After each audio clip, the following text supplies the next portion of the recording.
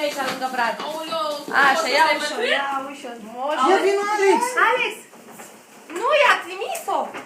I-am trimis-o scrisoarea! Dă-i-o. Nu mai i-a trimis-o! Mi-am făcut și o scrisoare.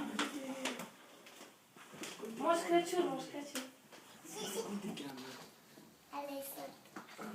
Ia! Acea! Acea! Ia! Alexuța, ia vezi, spune la moșul că te cheamă. Nu vreau! Ce bătrâni, mă?